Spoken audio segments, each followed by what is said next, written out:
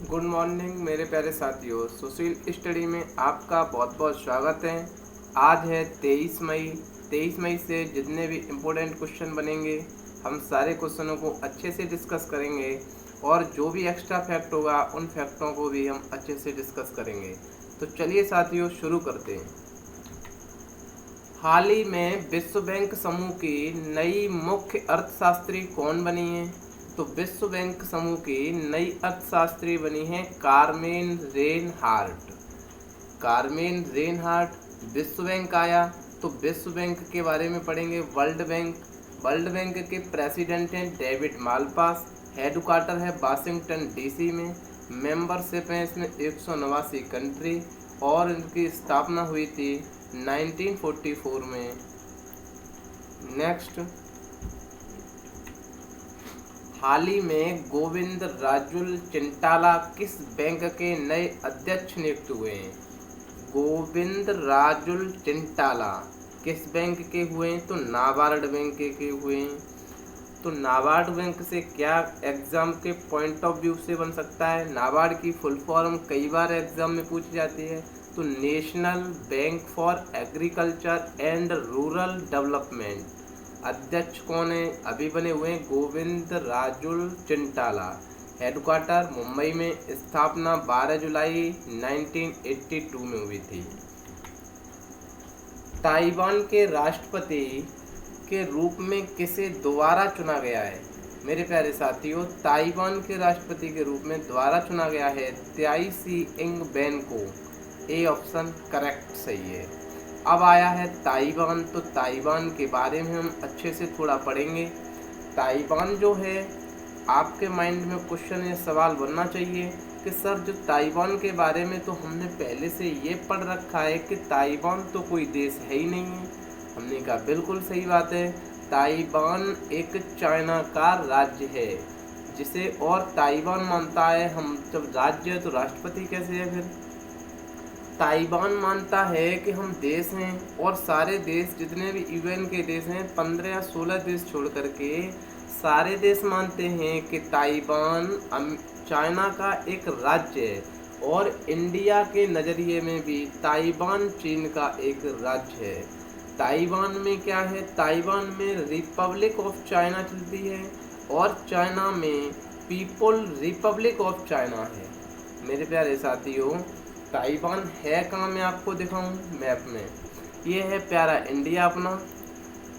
इस इंडिया से जैसे ही जाएंगे म्यांमार होते हुए थाईलैंड और ये जो है स्टेट ऑफ मलक्का होते हुए सीधे ये है आपका छोटा सा ताइवान। वाकई में ताइवान चाइना का एक राज्य ही है। यहाँ चाइना में क्या सिस्टम है, मैं एक लाइन में आपको समझाऊँ। 1 नेशन 2 सिस्टम का सिस्टम चलता है। 1 नेशन 2 सिस्टम का सिस्टम कैसे? मैंने कहा ये एक ही राष्ट्र है पर 2 राष्ट्र अलग अलग हैं। जैसे हम यूपी से बिलोंग करते हैं तो ऐसा नहीं है कि हम यूपी को अपना एक देश मानने लगें, ऐसा नहीं है भारत में।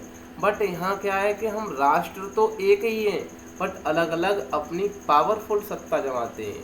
ताइवान बात ऐसी थी कि एक बार चाइना और जापान में 1895 में लड़ाई हुई, तब चीन हार गया था। किससे? जापान से।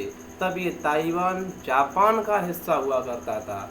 जब सेकेंड वर्ल्ड वॉर हुआ, सेकेंड वर्ल्ड वॉर में जब ये अमेरिका ने नागासाकी हिरोशिमा जब जापान पर बम गिराए तो जापान यहाँ पर ये छोटे छोटे टुकड़ों पर जहाँ कब्जा कर रखा था, यहाँ से भाग गया था। तब यही छोटे छोटे फिर चाइना के अधीन आ गए। जैसे हांगकांग पढ़ा आपने, ताइवान पढ़ा कुछ दिन पहले, आपको पता होगा हांगकांग के बारे में। तो ये ताइवान आया। ताइवान की राजधानी ताइपे है, ताइपाई। और अभी हाल ही में त्साई सी इंग बेन राष्ट्रपति बनी हुई हैं। इसकी मुद्रा है ताइवान डॉलर। अच्छा, स्टेट ऑफ मलक्का कहाँ है? ये मलेशिया से यहीं छोटा सा क्या है, सिंगापुर है। इसी सिंगापुर होते हुए कहाँ जाते हैं? ताइवान और चाइना सी। नेक्स्ट, ये और स्पष्ट मैंने दिखाने की कोशिश की है। ये है ताइवान, इसकी राजधानी है ताइपाई। हाल ही में चीन की सरकार ने किस देश के निर्यात पर 80% का टैरिफ लगा दिया है? मतलब 80% का टैरिफ लगा दिया है निर्यात पर, ऑस्ट्रेलिया पर लगा दिया है। बात ऐसी है मेरे प्यारे मित्रों कि अभी हाल ही में कुछ दिन पहले ऑस्ट्रेलिया के जो राष्ट्रपति हैं, इन ऑस्ट्रेलिया के जो प्रधानमंत्री हैं स्कॉट मॉरिसन, इन्होंने WHO में एक प्रस्ताव रखा था कोरोना की जांच कराने का। इसके उपलक्ष्य में जो चाइना भड़क गया है, चाइना ने क्या लगा दिया है, इनके निर्यात पर 80% का बैन या टैरिफ लगा दिया है। ऑस्ट्रेलिया आया है तो हम ऑस्ट्रेलिया को पढ़ लेते हैं। ऑस्ट्रेलिया जैसा कि आपने पहले पढ़ा था, ये वेस्ट ऑस्ट्रेलिया, ये नॉर्थ है, ये साउथ है, इसे क्वींसलैंड कहते हैं, इसे न्यू साउथ वेल्स कहते हैं, इसे विक्टोरिया कहते हैं, इसे तस्मानिया कहते हैं। यहाँ पर कौन सी है, बास स्टेट है। ऑस्ट्रेलिया की राजधानी कैनबरा, प्रधानमंत्री स्कॉट मॉरिसन, मुद्रा ऑस्ट्रेलियाई डॉलर, महाद्वीप ओशिनिया किस में स्थित है, प्रशांत महासागर में स्थित है। और अच्छे से हम पढ़ लेते हैं क्या क्या इसकी और जानकारी है, क्योंकि रिवीजन करना बहुत ज़रूरी है। ये है पश्चिमी Australia, north Australia, south Australia, Queensland, और ये न्यू साउथ वेल्स, ये विक्टोरिया है, ये तस्मानिया है, यहाँ पर बास स्टेट है, ये ऑस्ट्रेलिया वाइट ऑस्ट्रेलिया है। कौन सी है, वाइट ऑस्ट्रेलिया।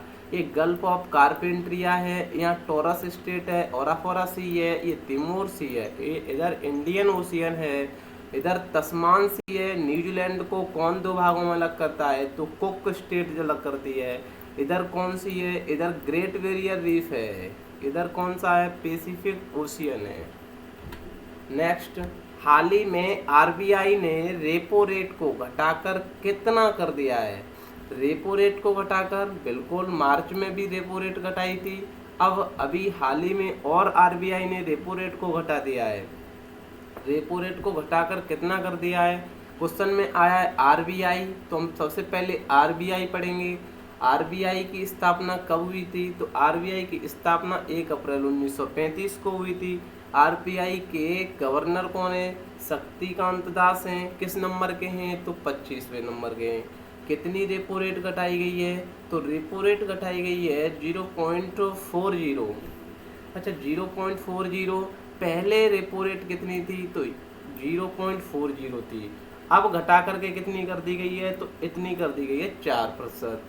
पहले रिवर्स रेपो रेट कितनी थी, तो पहले थी 3.75%, घटा करके कितनी कर दी गई है, 3.35%। मेरे प्यारे साथियों ध्यान देना है, 0.40 रेपो रेट और रिवर्स रेपो रेट को घटा दिया गया है। तो इस क्वेश्चन का आंसर कौन सा होगा, बी, क्योंकि इसमें पूछा गया है रेपो रेट। तो रेपो रेट घटा करके कितनी कर दी गई है, 4। आपके माइंड में ये क्वेश्चन बनना होगा, सर यही बात समझ में नहीं आई कि रेपो रेट और रिवर्स रेपो रेट क्या होती है। मैं आपको सरल भाषा में बहुत कम शब्दों में बताने की कोशिश कर रहा हूँ कि रेपो रेट और रिवर्स रेपो रेट। आपने कोई धन ले जा करके बैंक में जमा कर दिया, आप ले गए कम से कम 100 रुपये, और ऐसे ही सारे लोग 100 रुपये ले जा करके बैंक में जमा कर दिए। अब इन पैसों का बैंक क्या करेगी, आपके सवाल बनना चाहिए कि इन पैसों का बैंक क्या करेगी। तो बैंक इन पैसों का, आपने तो बैंक में पैसा जमा किया है, यही पैसा किसी को ज़रूरत पड़ेगी, कोई लेने आएगा। आपके पास पैसा ज़्यादा था तो आपने जमा किया है, किसी को ज़रूरत थी तो वो लेने आएगा, बिल्कुल आएगा सर। जब वो लेने आएगा तो बैंक क्या करती है कि इसकी टोपी उसके सिर पहनाती है। बैंक का काम सिर्फ इसकी टोपी उसके सिर पहनाना ही बैंक का काम है। आपके पैसे को उसने ब्याज पर किसको दे दिया, उस दूसरे को दे दिया। मेरे प्यारे साथियों ध्यान से समझना है, जब उधर से कोई लेने ही नहीं आया पैसा, मेरी बात समझना, अभी आपने पैसा जमा कर दिया, सपोज दैट माने कोरोना की स्थिति है, कोई पैसा लेने नहीं आया, तब बैंक ने कहा भैया हम इस पैसे को कहाँ ले जाएंगे, तो RBI ने कहा आप हमारे पैसे, आप जो आपके पास पैसा है उस पैसे को हमारे पास रख दें। तब जो बैंक हैं, अपनी जो बैंकें कॉमर्शियल बैंकें हैं, जो स्टेट जो SBI बैंक है जैसे, इन बैंक ने कहा कि भैया जब हमारा पैसा आप रखेंगे तो हमें क्या देंगे, कि हम आपको ब्याज देंगे। अच्छा, जब RBI बैंकों को पैसा देती है जिस ब्याज पर, उसे कहते हैं रेपो रेट, और बैंक मेरे प्यारे साथियों जब पैसा ज़्यादा हो जाए जमा करने आरबीआई के पास जाती है तो ये कहती है भैया जब हम पैसा जमा करने आएंगे तो हमको भी तो ब्याज चाहिए, कि बिल्कुल चाहिए बट हम कम ब्याज देंगे। मेरी बात समझ में आई? जब बैंक आरबीआई में पैसा जमा करने जाती है उसी को हम कहते हैं रिवर्स रेपो रेट, और जब आरबीआई बैंकों को पैसा देती है उस ब्याज को कहते हैं रेपो रेट। तभी तो रेपो रेट से रिवर्स रेपो रेट कम होती है। जब आपके पास पैसा होगा, आप किसी पैसे को लोन पर उठाएंगे तो आपने 10% की ब्याज लगाई, अब आप पैसा किसी से लेंगे तो क्या आप उससे ज़्यादा ब्याज लेंगे कि कम ब्याज लेंगे? जब आप, मेरी बात समझने की कोशिश करना, आपने 10% पर पैसा दे दिया, आप कहीं पैसा चाहें तो आप सोचेंगे कम से कम ब्याज मिले। ऐसे ही आरबीआई का सिस्टम है, जब आरबीआई अपना पैसा बैंकों को देता है तो ज़्यादा इंटरेस्ट लेता है, और जब आरबीआई खुद पैसा अपना बैंकों से लेता है तो कम इंटरेस्ट पर लेता है। तो रेपो रेट को घटाया गया है कितनी? 0.40%। नई कितनी है? 4, और रिवर्स रेपो रेट है 3.35%। नेक्स्ट, हाल ही में केंद्र सरकार ने किस मंदिर का सौर ऊर्जा द्वारा 100% संचालन की योजना बनाई है? 100% संचालन की योजना मतलब 100% उसका सौर ऊर्जा से इलेक्ट्रिसिटी वहाँ खत्म कर दी जाएगी, सोलर सिस्टम लगा दिया जाएगा। किस मंदिर में? कोणार्क में। कोणार्क मंदिर आया तो कोणार्क मंदिर पढ़ेंगे, कहाँ पर है ये? उड़ीसा में। अच्छा, उड़ीसा भी हम पढ़ेंगे, उड़ीसा से जो जानकारी मिल सकती है। कोणार्क मंदिर को मेरे प्यारे साथियों किसने बनवाया था? नरसिंह देव ने बनवाया था। अच्छा, नरसिंह देव प्रथम ने बनवाया था। मेरे प्यारे मित्रों, ये रहा कोणार्क मंदिर। जब यूरोप के निवासी जहाज से उड़ीसा के तट पर आते थे तो उन्हें दूर से उड़ीसा का तट पता करने के लिए ये कोणार्क का मंदिर, जो ब्लैक ब्लैक आपको दिखाई दे रहा है, ये दिखाई देता था, तो वे समझ जाते थे कि ये उड़ीसा का तट आ गया। इसी वजह से ब्लैक के कारण इसे उड़ीसा, यूरोप के लोग कहते थे ब्लैक पैगोडा नाम से। ब्लैक पैगोडा के नाम से किसे जाना जाता है? कोणार्क के मंदिर को। निर्माण किसने कराया था? नरसिंह देव प्रथम ने कराया था। उड़ीसा आया है तो ये रहा उड़ीसा। उड़ीसा की सीमा आपको याद करनी है, किन किन स्टेट से सीमा लगती है। उड़ीसा की राजधानी है भुवनेश्वर, राज्यपाल गणेशी लाल, मुख्यमंत्री नवीन पटनायक, लोकसभा 21, राज्यसभा सीटें 10, विधानसभा 147, राष्ट्रीय उद्यान है भितरकनिका और सिमलीपाल। नेक्स्ट, भारत ने किस देश से ताड़ के तेल की खरीद फिर से शुरू की है? मेरे प्यारे साथियों, ताड़ का तेल जो रिफाइनरी है, भारत ने रिफाइंड जो तेल होता है भारत ने किससे शुरू की है? मलेशिया से। बात ऐसी है कि मलेशिया के पहले जो प्रधानमंत्री थे महातिर मोहम्मद, उन्होंने यूएन में जाकर के कुछ भारत की, जम्मू कश्मीर और पाकिस्तान के पक्ष में बात की। जब पाकिस्तान के पक्ष में बात रखी तो इंडिया ने चालाकी से काम कर दिया कि भैया जो हम आपसे जो तेल का आयात करते हैं ना, वो हम बंद कर रहे हैं। जब तेल का आयात बंद हो जाएगा तो बड़ी दिक्कत वहाँ खड़ी हो जाएगी। ऐसी जब दिक्कत खड़ी हुई तो मलेशिया के जो बिजनेसमैन हैं उन्होंने वहाँ पर सत्ता पलट गई। अब नए प्रधानमंत्री कौन है? मुहिद्दीन यासीन प्रधानमंत्री हैं। कहाँ से? जब भारत जो करता है, इंपोर्ट करता है तेल को, कहाँ से? इंडोनेशिया से और मलेशिया से। इंडोनेशिया से कैसा है? कच्चा तेल आता है, बिल्कुल मतलब जो अपना होता है कच्चा तेल, साफ वाला नहीं, और मलेशिया से साफ वाला तेल आता है। तो किससे किया है? मलेशिया से किया है। फिर से कैसे किया है? उनसे कहा है कि भैया हमारे पास चावल बहुत ज़्यादा है तो हमारा आप चावल ले लीजिए, हम आपका तेल ले लेंगे। बिल्कुल। कितना चावल देंगे भारत? किसको? मलेशिया को 1 लाख टन। मलेशिया, तो मलेशिया की राजधानी कुआलालंपुर, प्रधानमंत्री मुहिद्दीन यासीन, मुद्रा मलेशिया रिंगिट, महाद्वीप एशिया। कहाँ स्थित है मलेशिया? तो ये है स्टेट ऑफ मलक्का के पास स्थित है मलेशिया। मलेशिया के नीचे कौन है? सिंगापुर। सिंगापुर से ही चाइना सी, साउथ चाइना सी में एंट्री कर जाते हैं। नेक्स्ट, भारतीय रेलवे का पहला 12,000 हॉर्स पावर का इलेक्ट्रिक इंजन कौन सा है? बहुत ही प्यारा क्वेश्चन है। जितने भी मेरे प्यारे साथी रेलवे की तैयारी कर रहे हैं उनके लिए बहुत इंपॉर्टेंट क्वेश्चन है। भारतीय रेलवे का पहला 12,000 घोड़ों की ताकत के बराबर कौन सा इंजन बनाया गया है? तो बैग 12 बनाया गया है, WAG-12। कैसा है ये इंजन, किसने बनाया है? ये है इंजन पहला सबसे, आप समझ जाएं कि इतनी ताकत वाला इंजन ये भारत में पहली बार है। बनता कैसे है वो मैंने देखो आपको दिखाने की भी कोशिश की है, थोड़ा इमेज में सेट रहेगा आगे टाइम तक। किसने बनाया है? तो MELPL ने, Madhepura electric locomotive private limited ने बनाया है। ये कहाँ से कहाँ चलेगा? तो पहले मुगल सराय से शिवपुरी के बीच चली थी ये। मुगल सराय का नाम बदल करके क्या रख दिया गया है? पंडित दीनदयाल उपाध्याय रख दिया गया। स्टेशन का नाम चेंज हुआ है, किसका? मुगल सराय का। क्या नाम रख दिया गया है? पंडित दीनदयाल उपाध्याय। ग्रामीण सड़कों के निर्माण के लिए किस सामग्री का उपयोग किया जाएगा? मेरे प्यारे साथियों, उपयोग ग्रामीण सड़कों के लिए। तो सवाल बना सर अब सड़कें क्या और तरीका से बनेगी? मैंने की बिल्कुल हाँ बनेगी। किससे? कॉयर जियो टेक्सटाइल से। ये सर क्या होती है कॉयर जियो टेक्सटाइल? मैंने कहा बिल्कुल हम समझाते हैं क्या होती है कॉयर जियो टेक्सटाइल। मेरे प्यारे मित्रों, आपने नारियल का पेड़ देखा या नारियल खाया होगा। जब नारियल जो होता है उसको जब फाड़ते हैं तो ऊपर से जो जटाएं होती है ना, ऊपर उसकी जो उसका ऊपर से कवर होता है नारियल पर, जिसे उपाटते हैं हम लोग, जो उसकी जो पत्ती सी होती है नारियल की, जो उसमें जो धागे से होते हैं, उन धागों से एक बहुत मजबूत चटाई बनाई जाती है।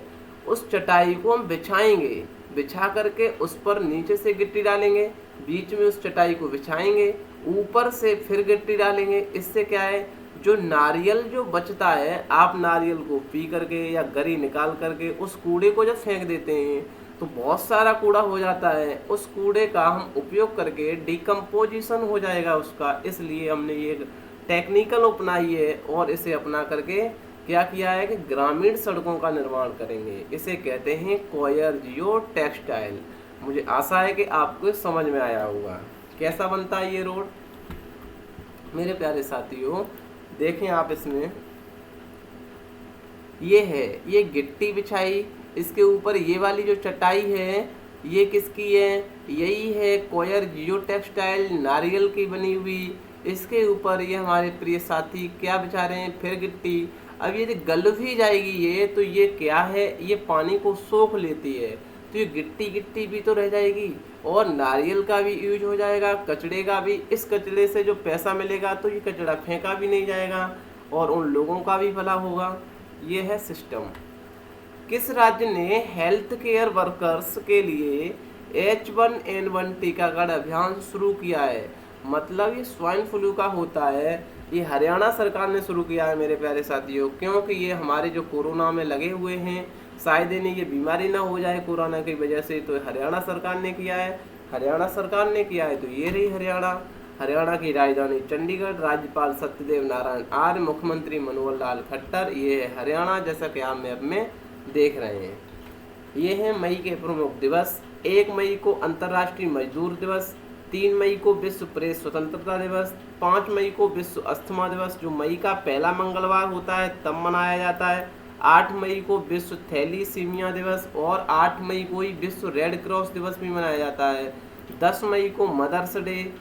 10 मई को जो मदर्स डे है वो मई का दूसरा रविवार को मनाया जाता है। 11 मई को राष्ट्रीय प्रौद्योगिकी दिवस या विश्व प्रवासी पक्षी दिवस भी। 12 मई को अंतर्राष्ट्रीय नरसेज दिवस। 15 मई को अंतर्राष्ट्रीय परिवार दिवस या अंतर्राष्ट्रीय प्रकाश दिवस। मेरे प्यारे साथियों, ये डे हमें रोजाना 20 तारीख के बाद हम डेली इसे अपडेट किया करेंगे, मतलब रोजाना पूरा पढ़ेंगे जब तक महीना खत्म होगा ये मई का, क्योंकि ये क्लियर हमें मंथ बाई मंथ क्लियर करने हैं। 16 मई को राष्ट्रीय डेंगू दिवस, 17 मई को विश्व दूर संचार दिवस और लिखा करें आप 18 मई को अंतर्राष्ट्रीय संग्रहालय दिवस, 21 मई को विश्व सांस्कृतिक विविधता विकास दिवस, राष्ट्रीय आतंकवाद विरोधी दिवस। ये राष्ट्रीय आतंकवाद विरोधी दिवस मेरे प्यारे साथियों राजीव गांधी की हत्या के उपलक्ष्य में मनाया गया था। 22 मई को अंतर्राष्ट्रीय जो 7वें अपने PM थे, 22 मई को अंतर्राष्ट्रीय जैव विविधता दिवस और 29 मई को संयुक्त राष्ट्र संघ का अंतर्राष्ट्रीय शांति दिवस मनाया जाता है।